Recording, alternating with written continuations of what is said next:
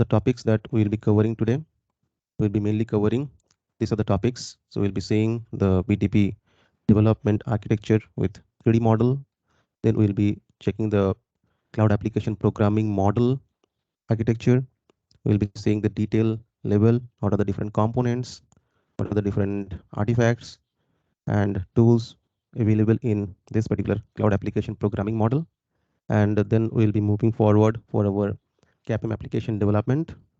And we'll just see what are the things that we are going to develop. And we'll go into the full-fledged development mode tomorrow. So today and tomorrow, both the sessions are very, very important. So starting from the developer perspective, as detail I already have given, just a second, let me just remove it. Okay, so development architecture in 3D for BTP. Okay, so I'm now starting with very high level architecture of SAP BTP. Here you can see, so this is kind of like 3D based architecture so that you can understand it better. And here you can see, let me just take my pen.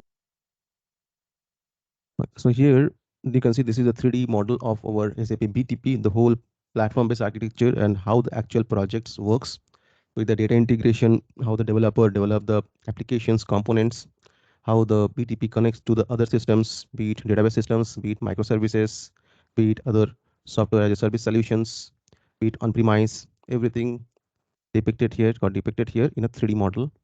So here, if I will start, this is the platform. This is the BTP platform as a whole. You can see here.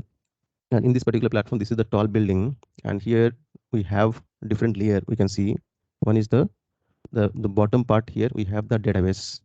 So this part is database. This part here, we will be developing our servers, our application, business logics. And this is the part where we will be taking help from the SAP's provided microservices. Microservices in the sense we have seen in the Discovery Center. There SAP has given 98 different standard microservices to accelerate the development processes like the job scheduling, alert notification, cloud workflow, authentication and trust management, and so on. And on top of that, we do have the user interfaces layer, how we will be giving the access of our application to the end users, like we'll be configuring the cloud launchpad. There we'll be configuring the tiles to give access of our UI5 and Fiori applications, which we are building on top of this database, this server-side business logics. And of course, we'll be using a little bit of UI5 annotations based front end. There you can see we'll be having different options as well, other than this cloud launchpad as well. So this is how the entire ecosystem will work. And while I'm talking about the backend, while I'm talking about the database part, you can see here we do have options to connect our HANA database. So this is the HANA database section. You can see this is the HANA. Please mute yourself. Sorry, if you're moving your mouse, I think it is not. We're not able to see that. Now, are you not able to see this one? No. Okay. We are just seeing the. Yeah, got it. So now probably you'll be able to see. Right? Yeah. Now the mouse is moving. Yeah. So the problem is like this is an image. Okay. Anyway, now are you able to see? Yes. Thank you. Okay. Yeah. This is a good feedback. Okay, so here, please pause me for this kind of technical issues. Okay, and here, so you can see we'll be mainly using the HANA database, HANA Cloud as our primary database options. But you'll see we do have database flexibility in BTP. But as because we believe in enterprise grade software, so here mainly we'll be using the HANA database. And in this particular HANA database, you will be building different kind of artifacts on top of the HDI container. All those things we'll see it in details. This is the particular slide. I am just giving you the overview. We'll be going deeper and deeper and deeper. Okay, so don't worry. So here we have provision to connect this HANA database, HANA Cloud to other systems, especially our on-premise system, because maximum of our customers so far they are gone with on-premise world, either be it ECC or S4HANA. And now we are saying on top of that we have to do any kind of enhancement. We'll be doing in BTP. And how to do that? For that we need to first connect to the database, external database. So for that we will be using different options. We can use the API route, we can use the SDI route. So here if we wanted to connect to our on-premise database or on-premise systems, maybe a web system as well, we can use SDI. SDI, the full form is Smart Data Integration. Here you can see to have the SDI in place, we should also have the data provisioning agent, like maybe you already have some idea on the cloud connector. So similarly, for data provisioning agent also is needed to have the SDI smart data integration in place. And that's the way we can connect to our on-premise system. We'll be seeing all those things in our practical session. So this will be totally practical sessions in going forward, and all will be relevant with the real-time project itself. So after connecting with the on-premise system, we can build the different artifacts on top of the HDI container. So we'll see the details in the HDI container section as well. We'll building the procedures, calculations, views, and all those components. We can use the synonyms concepts to talk to each other HDI containers. And on top of this database layer, you can build your database data models, and you will be now consuming those data models in your service layer. So we'll be consuming those data models in the service layer, and in the service layer also we'll be building our business logics to fulfill our custom business requirement provided by the business.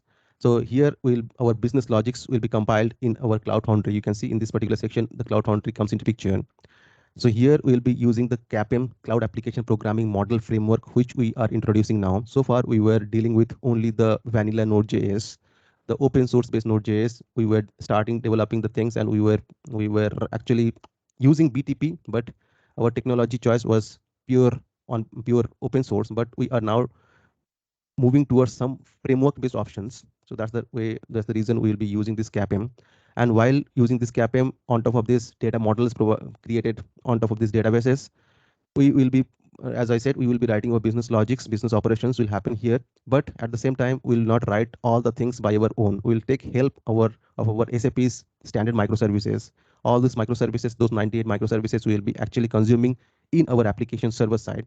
So this server side will be connecting to the microservices, standard microservices provided by SAP, as well as it will connect to the data models that we'll be creating in database layer. So it will communicate in both the way.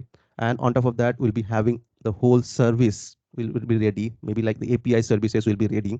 Those API services will be on top of those API services, we'll be building our front-end interfaces, and we'll be giving the options to the user to access those front-end through this Cloud Launchpad. And going forward, we'll be using Cloud Launchpad, AppGyver, and conversational AI-based front-end solutions as well. So all the things will be happening here. Now, as a developer, okay, so before going to the developer part, you understood this part connection to the on-premise world. We can connect with this on-premise world using the smart data integration and the API-based or database integrations. API, when we'll be connecting, it will be connecting to the service side, the server side. When we'll be connecting to the database, it will be connected to the HANA database section. And on top of that, we can connect to other software as a service solution as well, maybe like SuccessFactor, Ariba, Concur, Fieldglass, all those kind of thing. And we can build our extension applications. So those also we can connect with. Maybe different options will be available, but there is a good options to connect with some SaaS solution would be the integration suite. And on top of that, when our application is ready, we can give it to the end user. But we'll be developing the application. You guys will be developing the applications. Okay, so you guys will be developing the applications in Business Application Studio. You will be developing the applications in Business Application Studio. You will be transporting your applications in BTP landscape using the Cloud Transport Management System. You can automate your transport management using the continuous integration and continuous delivery. We can do the DevOps operations here as well. And to maintain the code version, you will be doing it using the Git. So some part of this thing we already have seen, and some part of these things we will be seeing in our subsequent sessions, right? And as I said, this is your framework choice. So anyway, now here you can see, so that means you'll be developing the applications. You are the star here.